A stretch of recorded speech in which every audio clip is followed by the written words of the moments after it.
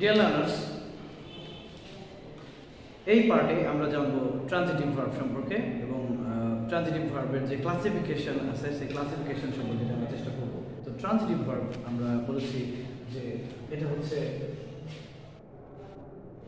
সকর্ম, বাংলায় বলা হয় সকর্ম, তার মানে এটা অবজেক্ট আছে, অবজেক্ট আছে। যেমন ধরো he finished the work, সে কাজটা শেষ করেছে। আমরা জানি যে বাক্যে যে কাজ করে বা যার সম্পর্কে কিছু বলা হয় তাই সে সাবজেক্ট, আই মিন এখানে কি হচ্ছে কি সাবজেক্ট, কি হচ্ছে কি সাবজেক্ট। আর যে ওয়ার্ড দ্বারা কোনো কিছু করা বা হওয়া বা থাকা বোঝায় সেটা হচ্ছে ভার্ব, আই মিন ফিনিশ, এখানে হচ্ছে কি ভার্ব। আর অবজেক্ট কিভাবে পাই আমরা? ভার্বকে কি, ভার্বকে কোশ্চেনটা করতে হবে ভার্বকে কি বা কাকে দ্বারা কোশ্চেন করলে যে আনসার পাওয়া যাবে সেই আনসারটা হচ্ছে অবজেক্ট। তাহলে সে কাজটি শেষ করবে। আচ্ছা, প্রশ্ন করো ভার্বকে কি শেষ করলো, যেটা বস্তু তাহলে কি আসবে, যদি ব্যক্তি থাকে তাহলে কাকে আসবে? তাহলে সে কি শেষ করলো, উত্তর আসছে কাজটি।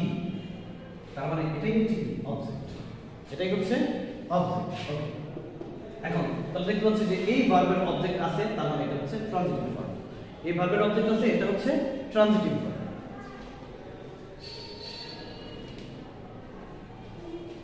ট্রানজিটিভ ভার্বের প্রকার হচ্ছে আমরা জানি। তার আগে আমরা অবজেক্ট সম্পর্কে একটু জেনে আসি।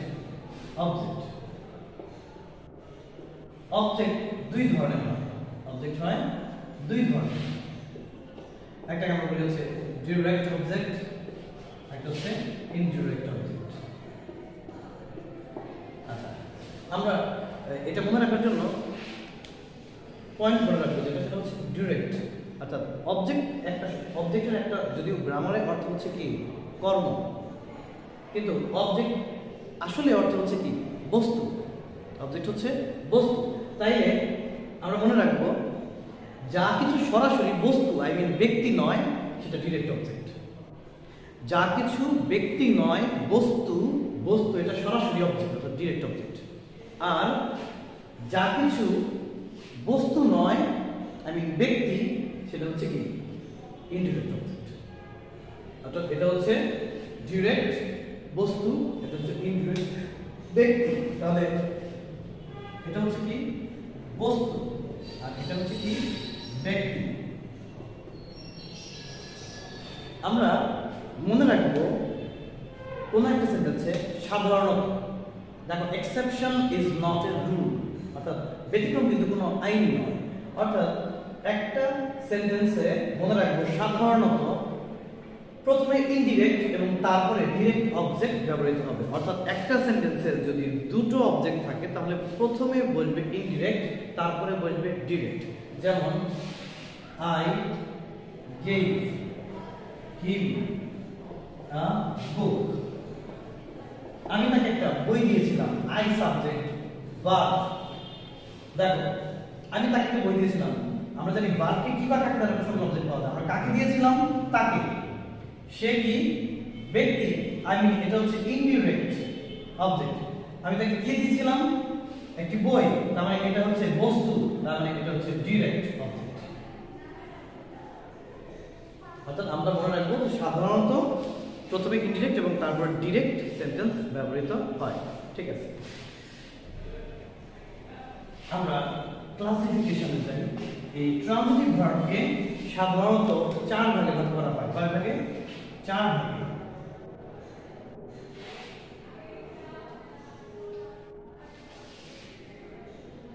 প্রথমটাকে আমরা বলি ফ্যাক্টিটিভ,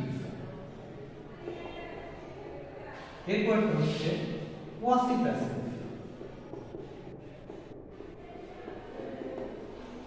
এরপর হচ্ছে রিফ্লেক্সিভ, এরপর এটাকে আমরা বলি রিসিপ্রোকাল। রিসিপ্রোকাল। এবার প্রথমে আসো ফ্যাক্টিটিভ। ফ্যাক্টিটিভ কি? দেখো এরা যেহেতু ট্রানজিটিভ ভার্বের ক্লাসিফিকেশন, অর্থাৎ এরা প্রত্যেকেই কি এরা প্রত্যেকেই হচ্ছে ট্রানজিটিভ ভার্ব, অর্থাৎ এদের প্রত্যেকেরই কি আছে, অবজেক্ট আছে, এদের প্রত্যেকেই কি থাকবে, অবজেক্ট থাকবে। বাট ফ্যাক্টিটিভ ভার্বগুলো হচ্ছে সেই সমস্ত ট্রানজিটিভ ভার্ব যেসব ভার্বের অবজেক্ট আছে তারপরে অর্থ ক্লিয়ার নয়। অর্থ ক্লিয়ার করার জন্য বা অর্থটাকে কমপ্লিট করার জন্য এদের অতিরিক্ত ওয়ার্ডের প্রয়োজন হয়। সেই সমস্ত ট্রানজিটিভ ভার্ব যাদের অবজেক্ট আছে, এদের প্রত্যেকেই কিন্তু অবজেক্ট আছে বিধায়ী না হচ্ছে ট্রানজিটিভ ভার্ব। তাহলে যে ট্রানজিটিভ ভার্বের অবজেক্ট আছে কিন্তু অর্থ ক্লিয়ার না, অর্থ সম্পূর্ণ না, অর্থটাকে ক্লিয়ার করার জন্য, সম্পূর্ণ করার জন্য এদের অবজেক্ট আছে, তারপরেও আরো অতিরিক্ত শব্দের প্রয়োজন, তারাই হচ্ছে ফ্যাক্টিটিভ ভার্ব। যেমন কিভাবে বুঝবো এটা? যেমন ধরো আমি একটা বাক্য বললাম, যে খুব সিম্পল বাক্য, যে তিনি আমাকে বা তুমি আমাকে পাগল বানিয়েছো। তুমি আমাকে বানিয়েছো হচ্ছে পাগল।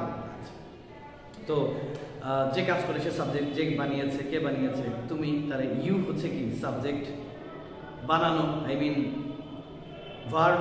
তাহলে দেখো আমি লিখছি ইউ মেড। আচ্ছা, তুমি বানিয়েছো কাকে, আমাকে বানিয়েছো, তাহলে ইউ মেড মি। দেখো এখানে সাবজেক্ট আছে, ভার্ব আছে, অবজেক্ট আছে। আমার বাক্যটা ছিল তুমি আমাকে পাগল বানিয়েছো, ইউ মেড মি, তুমি আমাকে বানিয়েছো, হলো কি অর্থ আসছে কি, আসে নাই। তাহলে এটা অবজেক্ট আছে, দ্যাটস ওয়াই এটা ট্রানজিটিভ। বাট এটা অবজেক্ট থাকার পরেও এটা কিন্তু অর্থটাকে ক্লিয়ার করতে পারছে না, দ্যাটস ওয়াই এটা ট্রানজিটিভ, ঠিক আছে, বাট এটা হচ্ছে ফ্যাক্টিটিভ। তোমাকে আরো শব্দ যোগ করতে হবে পরিপূর্ণ অর্থ পাওয়ার জন্য। সেটা কি, you made me crazy,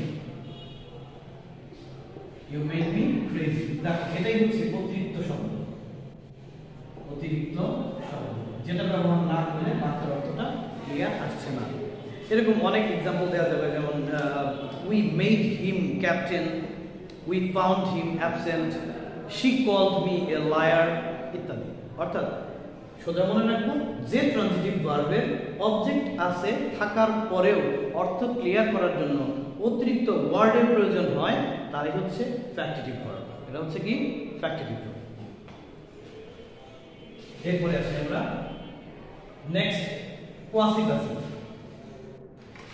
quasi passive সম্পর্কে তোমরা জেনে থাকতে পারো, আই মিন জানারই কথা। কোয়াসি প্যাসিভ হচ্ছে কি, কোয়াসি প্যাসিভ বলা হয় হাফ প্যাসিভ, যেটা আসলে এরা দেখতে অ্যাক্টিভ কিন্তু আসলে প্যাসিভ। এরা অ্যাক্টিভের গুণ সম্পন্ন কিন্তু এদের অর্থটা হচ্ছে প্যাসিভের মতো, দ্যাটস ওয়াই এদেরকে কোয়াসি প্যাসিভ বলা হয়। এদেরকে কেন বলা হয় আমরা তারপরে একটু এক্সাম্পলের মাধ্যমে জানি। যেমন ধরো সবচেয়ে কমন এক্সাম্পল যেটা, সেটা হচ্ছে যে honey taste sweet, honey taste sweet. দেখো অর্থাৎ মধু খেতে মিষ্টি, মধু খেতে কেমন, মিষ্টি। আসলে দেখো এখানে সাবজেক্ট, এটা হচ্ছে কি ভার্ব। দেখো সাবজেক্ট অনুযায়ী ভার্ব হয়েছে। হানি যেহেতু আনকাউন্টেবল ম্যাটেরিয়াল নাউন, অর্থাৎ এই হানি যে কারণে থার্ড পারসন, যেহেতু আনকাউন্টেবল কি আমরা জানি, আনকাউন্টেবল যা যা কিছু গোনা যায় না তার সবকিছু কি সিঙ্গুলার, এই জন্য এই হানি এর জন্য থার্ড পারসন সিঙ্গুলার টেস্ট হয়েছে, হানি টেস্ট সুইট, মধু খেতে মিষ্টি।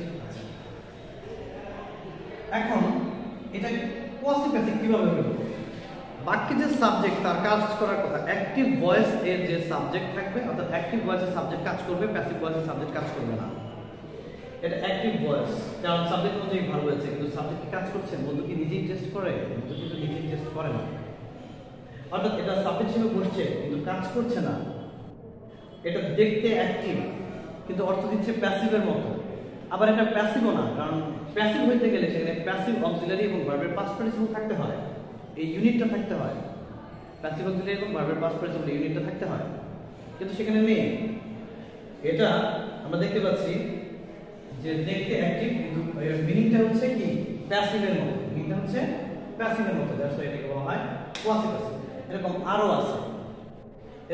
আছে, যেমন আমি বলি দিস বুক রিডস ওয়েল, বইটা কি ভালো পড়ে? বইকে আসলে নিজেই পড়ে? নো, আসলে বাক্যের অর্থটা হচ্ছে বইটি পড়তে ভালো।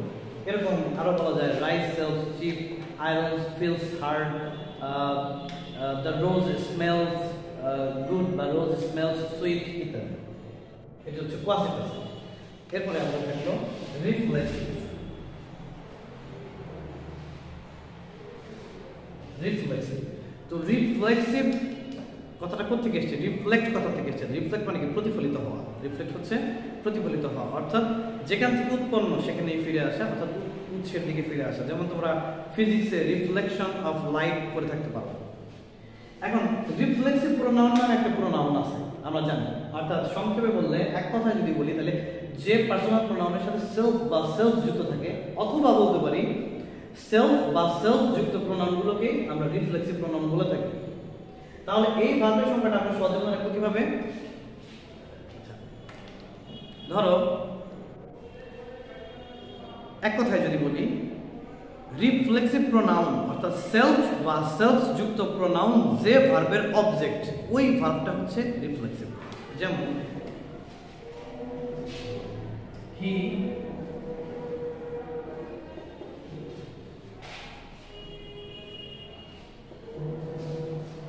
ধরো হি প্রেজেস হিমসেলফ। হি প্রেজেস হিমসেলফ। প্রেজ শব্দ তো প্রশংসা করা। সে প্রশংসা করলো, কিন্তু কাকে প্রশংসা করলো? সে নিজেকে প্রশংসা করলো। দেখো এটা সেলফ বা সেলফ যুক্ত প্রোনাউন, অর্থাৎ সেলফ বা সেলফ যুক্ত প্রোনাউন হচ্ছে রিফ্লেক্সিভ প্রোনাউন। তাহলে এটা সাবজেক্ট, এটা ভার্ব, এটা হচ্ছে অবজেক্ট। তাহলে আমি বলেছিলাম রিফ্লেক্সিভ প্রোনাউন যে ভার্বের অবজেক্ট, যে ভার্বের অবজেক্ট, রিফ্লেক্সিভ প্রোনাউনটা যে ভার্বের অবজেক্ট, এই ভার্বটা হচ্ছে রিফ্লেক্সিভ ভার্ব। এই ভার্বটা হচ্ছে, এবং এই জাতীয় যত ভার্ব আছে সবগুলোই হচ্ছে রিফ্লেক্সিভ ভার্ব। এবং the last one is reciprocal। তো রিসিপ্রোকাল কি? তো রিসিপ্রোকাল হচ্ছে, রিসিপ্রোকাল যে প্রোনাউন আছে আমরা জানি, রিসিপ্রোকাল শব্দের অর্থ কি? বিপ্রতীক বা পারস্পরিক, অর্থাৎ এটা পারস্পরিক মিথস্ক্রিয়া বোঝায়।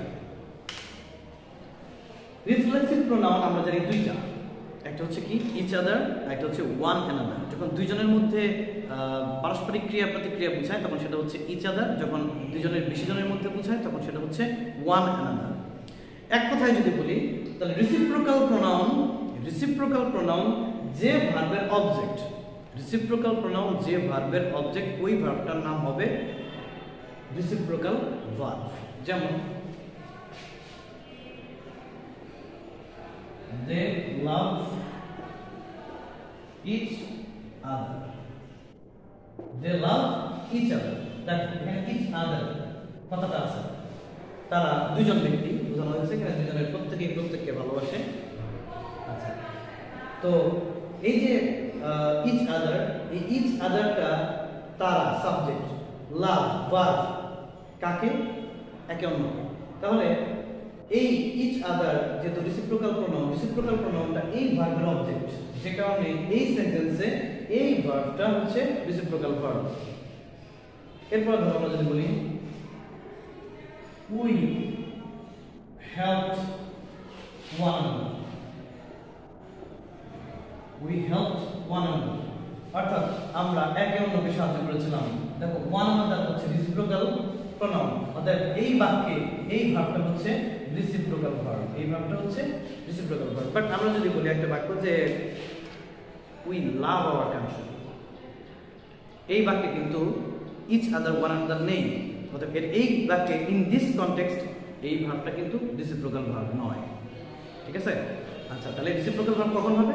যখন ইচ আদার এবং ওয়ান আনাদার অবজেক্ট হিসেবে থাকবে, তখন সেটাকে আমরা বলবো হচ্ছে রিসিপ্রোকাল ভার্ব। এই ভিডিওতে এই পর্যন্তই। পরবর্তীতে আবার আমরা আসছি হচ্ছে ইন্ট্রানজিটিভ ভার্ব নিয়ে, এবং তারপরের ভিডিওতে আমরা আসবো হচ্ছে